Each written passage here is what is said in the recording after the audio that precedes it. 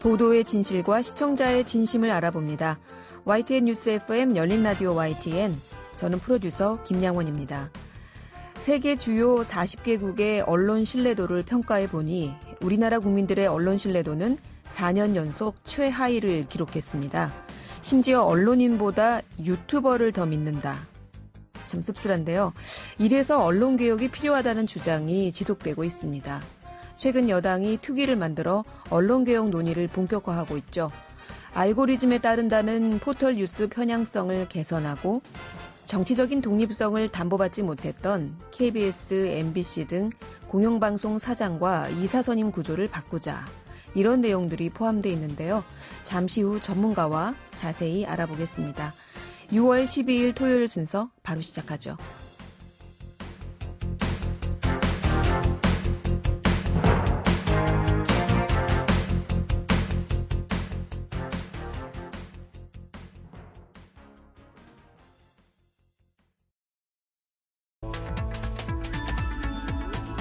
미디어가 전하는 이슈에 대한 다양한 분석과 팩트체크까지 바로 보고 뒤집어 보고 꼭꼭 씹어보기 위한 미디어 비평 프로그램 열린 라디오 YTN. 한 주간 뉴스를 꼭꼭 씹어보는 시간 미디어 비평입니다. 장신대 교양학 미디어 트랙 주수진 교수님, 오랜만에 스튜디오 나오셨어요. 교수님 안녕하세요. 네, 안녕하세요. 네, 잘 지내셨죠? 네. 코로나 상황입니다. 예, 코로나 상황이라 네. 저희가 스튜디오를 모시지 못하고 계속 전화 연결을 하다가 네. 오랜만에 뵈니까 좋습니다. 자, 저희가 이 미디어 비평 시간에 가장 많이 언급한 단어 중 하나가 바로 이 단어가 아닐까 싶은데 교수님이 항상 그래서 대안은 하면 언론개혁. 네.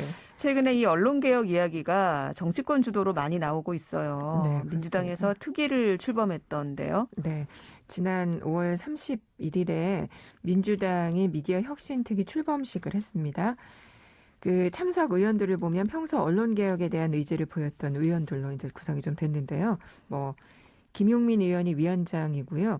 그다음에 김종민, 김남국, 박정, 정필모, 윤영찬 의원 등입니다.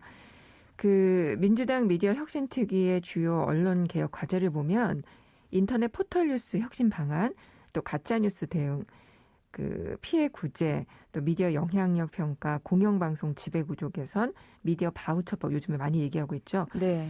또 시청각 미디어 서비스법, 디지털 미디어 생태계 발전 정책 수립, 규제 개혁 등입니다. 그동안 이제 지적돼 왔던 여러 현안들 다 들어 있고요. 근데 이제 이거 다 다룰 수 없고 오늘 몇 가지만 좀 이야기를 해볼까 합니다. 네, 주요 언론개혁 과제로 논의되고 있는 것만 해도 지금 말씀해 주신 것들을 보면 여러 개가 있는데 이 중에서도 어떤 개혁안을 우선순위로 둘 것인가를 두고도 의견이 분분한 것 같아요. 네. 최근에 언론노조에서 성명을 냈더라고요. 네. 공영방송 지배구조 논의를 우선시해달라. 예, 아무래도 이제 이런 단체들에서는 그 정치권에서는 포털을 좀 주요 우선순위로 삼는다라고 생각을 하고 있기 때문에 네. 이게 더 급하다라고 해서 이제 좀 강조를 하고 있습니다. 왜냐하면 이제 이게 그 기한 때문이거든요. 네. 그래서 7월 KBS 이사회 이사 추천을 시작으로 해서 방송 3사 이사진 그 교체 시기가 다가오고 있습니다. 이어서 이제 모두 언급해 보자면 이거 잠깐만요. 이거 잠깐 빼고 해도 될까요? 네. 이게 천이 달라붙죠. 달라붙으면서 막 숨이 팍팍 막히네. 죄송합니다. 네, 이게 이제 기한 때문인데요. 7월 KBS 이사회 이사 추천을 시작으로 해서 방송 3사 이사진 교체 시기가 이제 다가오고 있습니다. KBS 이사회와 MBC 그 관리 감독 기구죠. 박문진 이사회 7월에 있고요. 또 9월에 EBS 이사회가 있고요. 12월에 KBS 사장 선임이 있거든요. 네. 그래서 이제 이게 6월 안에 입법이 돼야 이후에 새로운 법에 의한 추천이 가능해지는 겁니다. 언론노조는 어쨌든 빨리 이것을 적용시켰으면 하기 때문에 네. 이 부분을 좀 우선시 처리해달라 이렇게 요구하고 있는 건데 이 공영방송 지배구조 개선에 대한 요구 이번이 처음이 아니잖아요. 네, 그 정권에 따라서도 계속 변화들이 있었고요. 아주 지난 2017년 그 방송통신위원회 정책 자문기구죠. 방송미래발전위원회라고 이제 구성이 됐었습니다. 네. 그래서 거기서 공영방송 지배구조 개선, 그다음에 방송 제작 자율성 제고 등에 대해 논의했고 2018년에 국회에 의견서를 낸 바가 있었습니다. 네. 근데 이제 국회에서 결국 이견을 좁히지 못하고 작년 5월에 국회 임기 만료 시에 자동 법안이 폐기된 바가 있습니다. 당시 KBS 이사 또 3분의 1 이상의 국민 추천제 선출, 네. 사장 후보자에 대한 국민 의견 청취 의무, 특별 다수제 도입 여부, 이사회 자율 결정 이런 내용들이 좀 있었습니다. 네. 지금은 이 공영방송 이사진 구성을 어떻게 하고 있는 건가요? 예, KBS 11명의 이사가 방송통신위원회가 추천하고 대통령이 임명을 하고 있고요. MBC의 대주주인 방송문화진흥회 이사 9명, 또 EBS 이사 9명은 방통위가 임명을 하게 돼 있습니다. 근데 이제 이게 사실상 그동안 국회 관행에 따라서 여야의 이사 추천권 할당 방식으로 이루어져 왔다라고 보고 있고요. 네. 그래서 현재 공영방송의 지배 구조가 이렇게 정치적으로 취약할 수밖에 없다라는 지적이 계속되고 있는 겁니다. 이번 안에서는 이제 공영방송 이사, 사장 선출과 관련된 주요 내용 역시 국민이 참여하는 그 국민 참여 확대가 필요하다라는 건데요. 네. 왜 이제 국민 참여 재판 배심원처럼 인구 통계학적인 국민참여 재판 배심원처럼 인구 통계학적인 내용을 고려해서 무작위 100인 추천단을 구성을 하고요. 그다음에 이제 후보자에 대한 서류, 면접, 토론 과정을 거쳐 뽑는다라는 겁니다. KBS와 방문진의 이사는 지역 대표 인사 2명 이상, 또 여성 청년 각 1인 포함, EBS는 교육 관련 인사 2인을 넣게 했고요. 공영방송 대표이사 결격 사유와 관련해서 또 정당 활동을 한 사람은 배제한다. 이런 법안을 이렇게 내놓기도 했습니다. 네. 그러니까 결국 공영방송의 여러 문제 해결을 위해서 가장 중요한 사안이 정치적 독립성 확보이거든요. 네. 이제 그러려면 사실은 이제 지배구조 개선, 그게 이제 정점에 있는 게 이사, 사장 선임 방식인데 이거를 바꿔야 하는 거죠. 그래서 공영방송에 대한 정치적 후견주의라고 하는데 이런 것들을 끊겠다라는 이제 의지가 좀 강합니다. 예, 말씀 들어보니까 KBS, MBC, EBS 등의 공영방송 사장 그리고 이사 선출이 이런 정치권 또 방통위 추천으로 이루어지다 보니까 그동안 공영방송의 독립성 논쟁이 이어져 왔던 건데 네. 그래서 이런 정치권보다는 국민 참여를 확대해서 추천인단을 바꿔야 한다 이런 지적들이 있군요. 네. 자, 여당이 마련한 미디어 특위에서는 이거 관련해서 어떤 논의가 되고 있나요? 이거를 그럼 좀 빼야겠구나. 여당 얘기만 해야 될 것 같은데요. 먼저 이렇게 하고 역사적 자료를 이렇게 하시죠, 뭐. 그럼 될 것 같아요. 네, 그 여당의 미디어 특위 논의 살펴보기 전에 이게 역사적인 자료를 살펴보면은요. 네. 아주 오래됐습니다. 그러니까 미군정 시기 초기부터 조선방송협회의 재조직을 위해서 일본과 영국 방송협회의 장점을 채택하기 위한 연구가 필요하다라는 기록을 남겼다라고 자료에 보면 나와 있거든요. 어떤 이제 한 논문에 따르면 독립적인 BBC 방송국을 모델로 한 도입이 검토된 바 있다라고 하는데요. 그러니까 이제 공영방송 모델을 두고 계속 논의를 한 거죠. 네. 아주 오래된 일이라 여기서 역사적인 변화, 그 정권에 따라서 계속 변화들이 있었는데 여기에 다 거론할 수는 없지만 민주화 이후에도 그리고 현재까지도 해결되지 못하고 있어서 이렇게 개혁 방안으로 계속해서 논의가 되고 있는 겁니다. 공영방송에 대한 논의는 최근 몇 년간 학계에서도 논의하는 자리가 굉장히 여러 차례 마련이 됐었습니다. 네. 그리고 공영방송 이사와 사장을 뽑는 지배구조 개선 법안을 그 대표 발의했던 정필모 의원이 그 지난 8일에 공영방송 지배구조 개선 토론회를 또 개최를 했거든요. 그래서 이 토론회에서도 역시 그 공영방송 지배구조 개선을 위해서 핵심의 정점인 그 이사회 사장의 선임 방식 개선이 시급하다라고 의견이 모아졌습니다. 아까 이제 그 방식을 좀 말씀을 드렸었는데요. 네. 이렇게 의견이 또 모아졌고 미디어 특위가 이번 공영방송 지배구조 개선안을 6월 안에 입법 마무리한다라는 의지를 보였는데 지켜봐야 될 겁니다. 조금 전에도 말씀드렸지만 그 공영방송의 정치적 후견주의 끊는 것이 아주 중요한 사안이기 때문에 이에 관해서는 청취자분들도 좀 관심을 가지면 좋겠다라는 생각이 듭니다. 네. 이 공영방송 지배구조 개선 외에 또 많이 이야기되고 있는 것이 인터넷 포털 뉴스 혁신이에요. 네. 이 포털의 뉴스 추천이 보수 성향의 뉴스 기사에 편중돼 있다. 또 이렇다 보니 정부 여당의 정책 등에 대해서 비판적인 의견이 많이 노출된다는 주장을 일단은 여당 의원들이 좀 하고 있어요. 네. 포털의 추천 기능으로 인해서 뭐 여론이 양극화되는 현상, 이거는 점점 더 심해지고 있습니다. 또 클릭수 경쟁으로 양질의 기사가 아니고 자극적이고 선정적인 기사가 양산되는 거 뭐 계속 지적되고 있고요. 네. 그래서 결론적으로 문제는 이제 언론의 신뢰도가 하락하게 되는 거. 네. 그게 문제인데 그런 이제 악순환이 계속되고 있는 겁니다. 이번에 이제 그 미디어 특위는 포털 기사 추천이 일부 특정 언론에 편중되어서 현재 알고리즘을 통해 기사 배열의 공정성 확보가 힘들다라고 판단을 하고 네. 포털 추천 기능을 삭제하고요. 아웃링크로 전환하는 안, 그리고 알고리즘은 검색에만 적용이 되고 뉴스 제공은 이용자 구독으로 서비스하는 방안 등을 언급을 했습니다. 그리고 알고리즘 공개와 포털 알고리즘 자문위원회 설치 등도 강조를 합니다. 지난 5월 27일에는 포털 알고리즘 공청회가 열리기도 했는데요. 이 포털과 관련해서 정말 다양한 의견들이 개진되고 있습니다. 네. 사실 이게 정권에 따라서 항상 그 주도하고 있는 정권에서는 상대편에 유리하다, 유리한 알고리즘이다 이렇게 늘 네. 주장을 하고 있거든요. 미디어 환경이 급변하면서 이제는 많은 분들이 포털을 통해서 이렇게 뉴스를 보는 경우가 대부분이잖아요. 네. 그러다 보니까 이제 언론의 포털에 대한 의존도도 높아지고 종속돼가는 현상이 굉장히 지금 심각합니다. 그런데 이제 과연 포털의 뉴스 추천이 중단되면 뭐 이런 것도 좀 생각해 봐야 될 거예요. 언론은 어떻게 할까?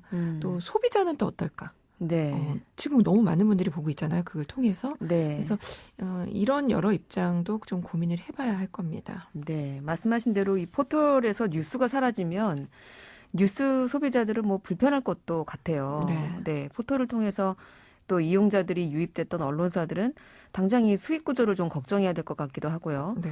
근데 그럼에도 불구하고 우리가 뭐 이른바 어그로라고 하는데 말도 안 되는 제목을 달아서 이른바 낚시성 클릭을 하게 만드는 그렇게 욕하면서 보게 되는 예, 맞아요. 예, 네. 그런 기사 말고 보다 좀 질 높은 기사를 접할 수 있는 기회가 될 수도 있겠다. 이런 지적도 있죠. 네, 그렇습니다. 그 최근에 언론노동조합이 서울시장 그 보궐선거 관련 뉴스를 분석한 결과가 있는데요. 네. 그 결과를 보면 좀 심각도를 알 수가 있습니다. 네이버를 통해서 이용자가 가장 많이 본 관련 뉴스를 분석을 했거든요. 네. 근데 50만 회가 넘는 기사가 중앙일보 기사였는데요. 기억하실 겁니다. 그 중국 동포들은 민주당 찍는다. 오세훈 발언에 거세진 투표권 논란. 이 기사. 네. 이 기사는 이제 당시 중국 동포에 대한 선입견, 뭐 차별을 조장할 수 있다는 점에서 문제가 지적됐었던 거잖아요. 네. 근데 이제 문제는 이 분석 결과를 종합해 보면 이용자 조회수가 높아질수록 이런 이제 선정적인 제목의 기사를 많이 본다라는 거죠. 네. 그러면 뭐가 문제냐면 기획, 또 심층 기사가 사라진다는 겁니다. 그러니까 이제 알고리즘이 탐사, 기획 보도 같은 좋은 품질의 기사가 반영되지 못하는 한계가 있다라는 거거든요. 네. 그래서 위에서 언급한 기사처럼 자극적이고 선정적인 기사가 클릭을 유도해서 많이 본 뉴스가 되고요. 또 그 클릭 수가 곧 돈이 되기 때문에 언론은 또 그런 기사를 계속 써대고 있는 거고요. 그 뉴스톱 대표가 이런 말을 했더라고요. 그 포털의 폐해에 대해서 이야기하면서 포털이 쓰레기 기사의 향연장이 되고 있다라고 굉장히 극단적인 표현을 하기도 했는데 기사의 그 질적 경쟁이 아니라 클릭수만 쫓는 언론으로 그래서 아까도 얘기한 것처럼 신뢰도가 계속 하락하는 문제 네. 이렇게 발생하게 되는 거죠. 그러다 보면 이제 양극화 현상도 심각해지는 게 또 문제가 되는 거고요. 물론 이제 포털을 통해서 성장한 매체도 있습니다, 분명. 네. 그리고 장점을 살리는 방향으로 가야 한다라는 의견도 지금 많이 나오고 있어요. 네. 그래서 조금 이 부분에 대해서 심도 깊은 논의가 필요한 겁니다. 근데 이제 하지만 저는 이제 너무 폐해가 크다 보니까 이번에는 이 사안이 조금 중요하게 우선순위로 좀 다뤄져야 하지 않을까 좀 이런 생각이 듭니다. 네, 저도 포털 통해서 뉴스를 보면 네. 이런 기사들 많이 뜨잖아요. 뭐 하루에 3번만 이것 하면 건강해진다. 이것은 들어가 보면 내용이 없어요. 네, 내용이 없어요. 뭘 하란 얘기지? 네. 이렇게 지금 말씀해 주신 이런 시도들을 통해서 이른바 이제 건강한 뉴스 생태계를 만드는 그런 기회가 좀 있었으면 하는 바람이고요. 이 밖에도 오보 피해 손해배상제 같은 내용들이 포함되어 있던데 네. 저희가 다음 기회에 더 좀 자세히 다뤄보기로 하고요. 정리하자면 지금 이야기되고 있는 언론개혁 어떤 방향으로 가야 할까요, 교수님? 네. 중요한 건 이제는 이제 반드시 언론이 바뀌어야 한다라는 거고요. 그 공영방송이 정치적인 지배구조에서 독립해야 한다라는 거. 네. 그다음에 더 이상 언론으로부터 피해를 입는 분들이 없어야 한다라는 겁니다. 조금 전에 이제 PD님이 말씀하신 그 오보 피해 손해배상제 네. 이게 이제 저희가 그동안 얘기했었던 징벌적 손해배상제가 이름이 조금 바뀐 건데 네. 언론으로부터 피해 입는 분들이 너무 많거든요. 네. 이런 피해 없어야 될 것 같고요. 그리고 이제 언론이 스스로 과연 포털로부터 얼마나 자유로워질 수 있을지 모르겠으나 네. 스스로 그러한 의지는 있는 건지 네. 그것도 좀 스스로에게 물어야 할 때라고 생각이 듭니다. 지금 이런 의지가 발휘되지 않는다면 아마 언론의 신뢰도는 더 이상 기대하지 못할 거라는 생각이 듭니다. 그래요. 사실 요새 뉴스 편집자들이 고민하는 가장 큰 게 제목을 어떻게 뽑지? 네. 그거거든요. 그래야 클릭이 많이 되고 그래야 영향력이 있다라는 착각이 빠져 있는데 아마 그런 부분을 말씀하신 것이 아닌가 이런 생각이 들고요. 저희 YTN이 해마다 시청자들로부터 가장 믿고 보는 매체 1위에 올랐다. 좀 자랑인데 이런 조사 결과를 말씀드리고는 했어요. 그런데 언제부턴가 그 순위가 뒤로 밀리고 있습니다. 그런데 알고 봤더니 이 매체의 신뢰도 조사에서 응답자들이 가장 신뢰하는 매체가 교수님 어디죠? 네. 유튜브. 유튜브래요. 네. 언론으로 생각하고 계신 거예요. 네. 이제는. 네. 그리고 두 번째가 네이버. 네. 네. 그렇습니다. 아마 이런 것들을 보면 우리 언론이 왜 달라져야 하는가 그 이유를 묻는 출발점이 될 것 같습니다. 일단 시작은 정치권 주도로 이루어지고 있긴 하지만 이 변화와 개혁을 바라는 언론에 대한 국민들의 기대, 언론사와 미디어 소비자들 함께 참여할 수 있는 그런 좀 장이 마련됐으면 하네요. 예, 오늘 말씀 고맙습니다. 네, 감사합니다. 네, 지금까지 장신대 교양학 미디어 트랙 조수진 교수였습니다. 진실을 전합니다. 진심을 다합니다. 시청자 여러분의 목소리에 귀 기울이는 YTN 뉴스 FM 열린 라디오 YTN 토요일 저녁 8시 20분에 방송됩니다. 한 주간 YTN 라디오에서 방송된 프로그램들을 모니터링하고 평가해보는 시간입니다. 오늘은 박은하 시청자평가원 전화 연결돼 있습니다. 평가원님 안녕하세요. 네, 안녕하세요. 네, 이번 주에 모니터링하신 프로그램 어떤 겁니까? 네, 이번 주는 이제 개편 이후 새롭게 출발한 지 한 달 차에 접어드는 프로그램을 살펴보았는데요. 오후 1시부터 2시까지 진행되는 김혜민의 이슈 앤 피플에 대해서 말씀드리겠습니다. 네, 이슈 앤 피플 들어보시니 어떻던가요? 네, 이제 새로 시작된 프로그램인 만큼 관심을 가지고 자주 들었는데요. 김혜민 PD가 이제 베테랑 진행자의 역할을 다 하고 있어서 프로그램 초반부터 상당히 안정적이었습니다. 이제 개편한 지 한 달이 되어가는 요즘은 이제 보다 더 정제된 진행으로 이 프로그램만의 색을 담아가고 있다는 생각이 들었습니다. 개편 이후에 좀 안정돼 가고 있는 것 같다 이런 말씀이신데 어떤 부분이 그렇던가요? 네, 그 실시간 뉴스 브리핑 코너를 살펴보면 이제 개편 초반에 다른 프로그램과 비슷한 형식의 방송이었는데요. 네, 요즘은 이제 오늘의 이슈와 피플 이렇게 두 가지 부분으로 나눠서 이제 진행하고 있습니다. 이제 김혜민의 이슈 앤 피플이라는 프로그램의 개성을 더할 뿐더러 이렇게 세분화시킨 점 때문에 당일에 나온 사안에 대해 더욱 집중할 수 있었습니다. 실제로 방송 내용이 오늘 기억에 남기도 했고요. 네, 계속 이어하셔야죠. 네, 또 이전에는 이제 실시간 뉴스 브리핑 코너 사이에 이제 노래들이 다양하게 나왔는데요. 이제 분위기 환기에는 좋을 수 있지만 다소 맥락 없이 노래가 나오기도 했던 부분인데 현재는 모든 브리핑이 끝나고 노래가 나오는 방식으로 바뀌었습니다. 깔끔해졌고 이제 방송 내용에 집중하기에도 용이했습니다. 네. 구성도 한번 살펴보죠. 어떤 코너들이 있습니까? 네, 이제 프로그램이 방송된 지 한 달도 되지 않았지만 이제 진행인의 이슈 앤 피플만의 특색 있는 코너 몇 가지들이 자리 잡고 있다는 생각이 들었는데요. 진행자가 이제 기존 진행해왔던 YTN 라디오 생생경제에서 가져온 코너가 있습니다. 바로 사회적 문제를 해결하려는 사회적 기업을 소개한 가판대 코너가 있고요. 우리 시대 청년들에게 희망을 전달하는 희망처방전, 그리고 이제 사회적인 문제를 데이터를 통해 다뤄보는 서프라이즈 코너가 이제 모두가 개성이 있을 뿐더러 프로그램 전반을 조화롭게 구성하는 데 큰 힘이 된다고 생각했습니다. 또 이제 가판대 코너와 이제 희망 처방전 코너에 대해서는 이전에 살펴본 적이 있기 때문에 이번 주에는 평가를 일축하고요. 이제 사회 문제를 데이터로 바라보는 서프라이즈 코너를 들으며 느낀 점을 자세히 말씀드리겠습니다. 이 코너는 이제 디지털과 데이터가 중요해진 현 시대 상황과도 매우 부합하는데요. 우리 사회 문제를 데이터를 통해 질문하고 그 해답을 찾아간다는 것이 신선하고 새롭다고 느꼈습니다. 이런 기획이 이제 아날로그 매체로 대변되는 라디오 프로그램으로서는 혁신적인 도전이라는 생각이 들었고요.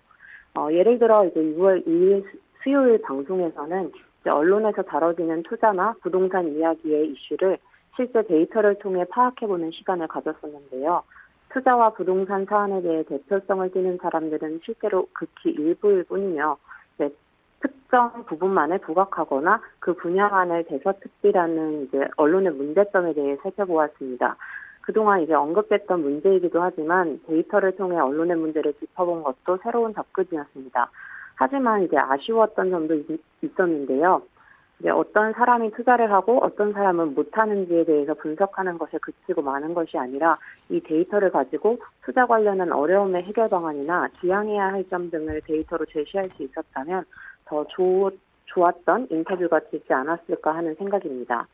또 이번 이제 데이터 분석의 취지가 언론의 문제점을 살펴보려는 것인지 사회 상황을 다른 시각에서 바라보려는 것인지 이제 목적의 방향이 분명하지는 않았던 점도 아쉬웠습니다. 네.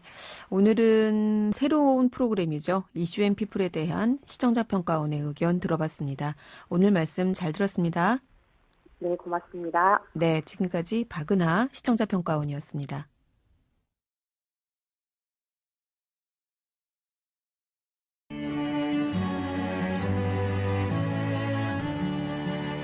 더불어 사는 세상. 함께 살아가기 위한 공동체의 가치와 나눔의 의미를 생각해봅니다. 열린 라디오 YTN.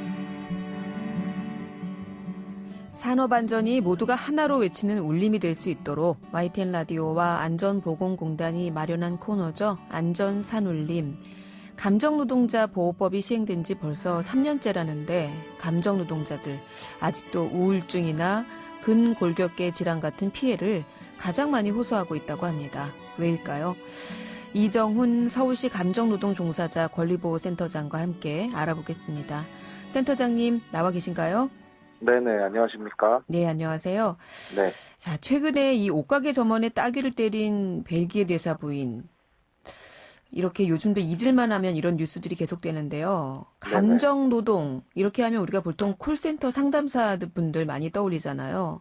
네, 그렇습니다. 네, 이렇게 이런 피해를 당한 옷가게 점원, 이런 분들도 감정노동자에 해당이 될까요? 그 범주가 어떻게 됩니까?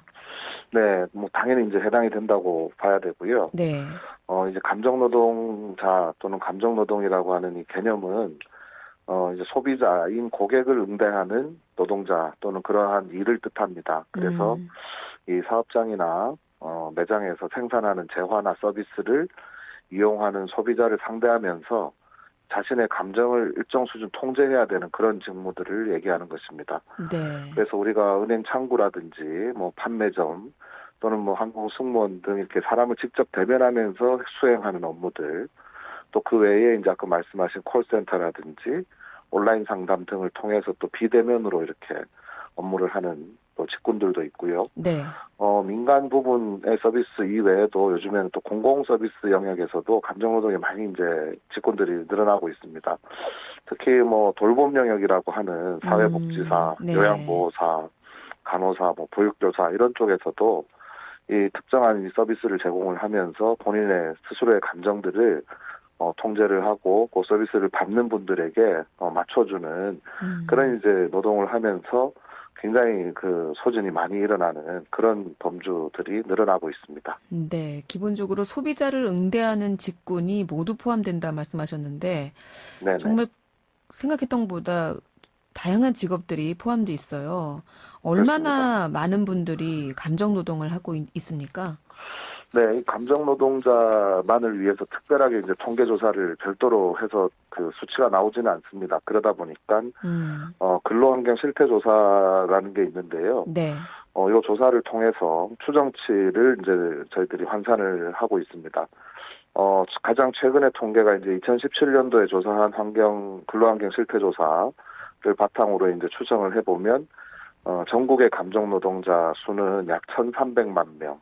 네. 그리고 서울 지역에서 일을 하시는 감정 노동자의 규모는 약 290만 명에 달한다라고 보여지고 있습니다. 네. 어마어마한데요. 저희 인구 네네. 대비로 봤을 때는 정말 많은 분들이 감정 노동자로 분류가 됩니다. 그렇습니다. 네. 네.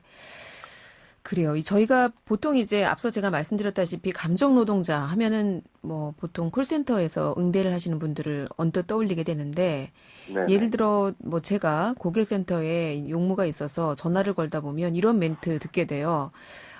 산업안전보건법에 따라 고객응대 근로자 보호 조치를 시행하고 있으니 근로자에게 욕설과 폭언 등을 하지 말아 주십시오. 네. 그렇죠. 네. 제가 단적으로 이렇게 콜센터 직원의 경우를 짚었지만 어떤 직군이든지 이 감정 노동자를 향한 욕설 피해가 많은 것으로 지금 나타나고 있잖아요. 네네. 그런데 이 산업안전보건법에 포함되어서 시행된 이후에 네. 이게 좀 어떻게 감소가 있었나요?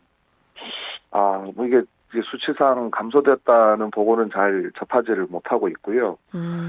오히려 이제 코로나 상황으로 인해서 이런 그 폭언이나 욕설 이런 상황들이 좀 더 가중되는 지금 상황입니다. 특히 그 의료진에 대한 갑질, 뭐 작년에도 뉴스에 꽤 나왔었는데 그 양성 이제 확진 판정이 나서 치료를 받기 위해서 입원을 해 있다든지 네. 또는 좀 격리된 시설에서 생활을 하는 경우에 의료진들이 해야 하는 업무 범위 밖의 일들을 자꾸 이제 요구하게 되는 네. 그런 경우들도 있었고요. 또 코로나로 인해서 공공부문 또는 그 정부에서 여러 가지 지원 사업들을 하고 있지 않습니까? 네.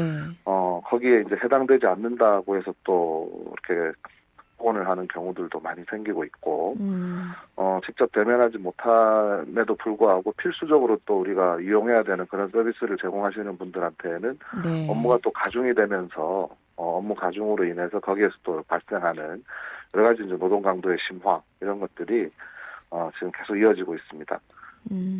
그렇군요. 네.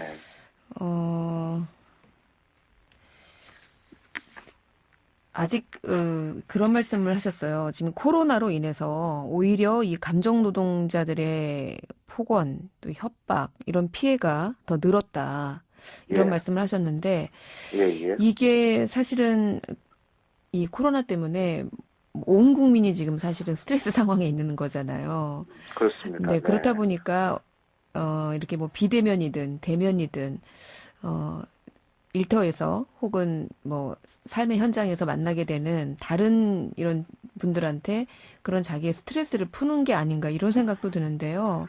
네네. 이렇게 스트레스가 지속되면 결국에는 일터에서 계속 근무를 지속하기 어려울 수도 있고요. 네네. 아무래도 건강 상태에 영향을 끼칠 텐데 이 네. 감정 노동자들의 건강 상태 아무래도 더 안 좋겠군요. 그렇죠. 이게 특히나 이제 이 감정적인 소진으로 인해서 유발되는 우울증이라든지 공황장애라든지 적응장애 이런 이제 심리적인 이 여러 가지 질병들이 더욱 이제 이 몸을 더 힘들게 하고 또 그로 인해서 또 수반되는 여러 가지 피해 상황들이 발생을 하게 됩니다. 네. 특히 이제 콜센터와 관련한 이 실태 조사가 좀 있었는데요. 네. 지난 5월 25일 날 민주노총 공공운수 노조에서 발표했던 그 콜센터 노동자 노동건강 실태가 있습니다. 네. 여기에 따르면은 1,397명이 대상자였고 이 중에 전체 응답자의 80.3%가 우울증의 위험군에 속하고 있다. 이렇게 보고가 되고 있습니다. 네. 그리고 이제 이런 콜센터 같은 경우가 이제 그 마음의 병만 얻는다고 이렇게 생각하시는 분들도 꽤 계신데, 네. 이와 함께 근골격계 질환들, 또 귀나 소화기 계통의 장애, 네. 그다음에 호흡기나 뭐 비뇨기 계통, 성대 질환 이런 것들이 이제 신체 부위별로도 굉장히 많은 질병에 노출되어 있다라고 보고 있는 것이고요. 네. 그다음에 이제 고객이나 또는 원청으로부터 폭언 등을 경험한 무리한 요구를 들었다는 응답자는 무려 90% 이상입니다. 그리고 인격을 무시했던 발언, 또 욕설, 뭐 이런 그 경험을 한 분들도 각각 88%, 또 85% 이렇게 되고 있고요. 또 이제 여성분들이 많이 이제 그 콜센터에서 근무를 하시게 되는데, 네. 성희롱 발언들도 22%가 경험을 했다라고 네. 응답을 했기 때문에 이건 굉장히 높은 수치라고 볼 수 있습니다. 네. 그렇군요. 네. 그래요. 그 콜센터 노동자들 상대로 1,300여 명을 대상으로 조사했다고 하는데 이 네네. 콜센터에 근무하시는 분들의 무려 80% 이상이 우울증 고위험군. 그렇습니다. 이러면 사실 뭐 5명 중에 4명이 우울증에 걸릴 위험이 높다라는 얘기인데 이 그렇죠, 정도면은 정말 심각하다 이런 생각이 좀 들어요. 네네. 또 우리가 생각하는 것처럼 마음의 병뿐만 아니라 근골격계 질환도 70%. 네. 예, 아무래도 장시간 이렇게 한 자세로 앉아 있다 그렇죠. 보니까 아마 이런 증상이 좀 나타나는 게 아닌가 싶은데요. 예. 네, 이제 모니터를 계속 쳐다보면서 네, 그다음에 전화 통화를 이렇게 그 이어폰을 끼고 네, 통화를 하면서 또 손으로는 이 정보를 갖다가 또 이렇게 다루어야 되기 때문에 네, 굉장히 이제 그 한 자세로 오랫동안 그 앉아서 일을 하게 되고 네, 또 그 콜센터 사무실 자체가 소위 말하는 산밀 사업장이라 해가지고 네, 밀집되어 있고 그다음에 밀접하게 이제 이 촘촘하게 앉아 계시고 네, 또 밀폐가 되어 있는 그런 이제 요소를 다 갖추고 있습니다. 그러다 보니까 여기에서 오는 이제 노동 환경적인 문제들 네, 그런 것들도 굉장히 좀 그 양호하지 못한 편이다 그렇게 볼 수가 있고요. 네, 또 이제 콜센터 이외에 또 최근에 조사된 것은 제가 그 감정노동권리보호위원회의 위원으로도 참여하고 있는 네, 그 서울시 강동구에서 관내에 있는 공공부문의 감정노동자 또 조사를 했습니다. 네, 여기에서도 그 우울 장애라든지 급성 스트레스 장애, 뭐 불안 장애 이렇게 겪고 계신 분들이 나타나고 있어서 이건 뭐 비단 콜센터 한 영역에서의 문제가 아니라 네, 우리 사회가 이제 전반적으로 지금 그 앓고 있는 그런 문제다 그렇게 좀 생각이 됩니다. 그래요. 이 단순히 콜센터 노동자들 같은 이런 감정 노동자와 그 응대하는 고객이라는 사람들 이 두 사람 간의 문제로만 볼 게 아니라 사실은 사업주가 있지 않습니까?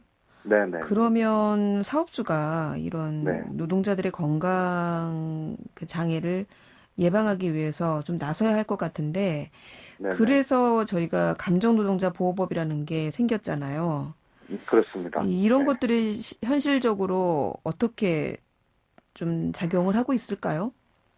네, 이게 이제 우리 산업안전보건법에 제41조에 이 조항이 들어가 있습니다. 네, 근데 이제 이 조항을 그 근거로 해서 실제 과태료나 또는 벌금이 부과된 게 활성화되지 못한 편입니다. 그러니까 이런 이유가 뭐냐면 네. 그 일단 피해라든지 문제가 발생해야만 그 사업장을 대상으로 이제 근로감독을 실시하는 게 지금 우리나라 현실이거든요. 네, 그러니까 현재적으로 적발을 하고 또는 선제적으로 조치가 잘 진행이 되고 있는지를 증거를 하는 것이 굉장히 어려운 지금 상황이고요. 그러다 보니까 이제 자발적인 실천에 사업주들이 자발적으로 좀 이걸 실천을 하는 것에 좀 기대를 해야 되는 그런 상황들입니다. 그래서 좀 우리가 좀 더 이렇게 잘 사업주들이 이런 법적인 의무들을 잘 준수하게 하려면 네. 이 법을 갖다가 잘 준수하는 것이 결국에는 노동자들이 건강해지고 네. 그다음에 그 건강한 상태로 일을 하게 됨으로써 사업장의 성과나 매출, 이윤 이런 것들하고 연결이 된다. 네.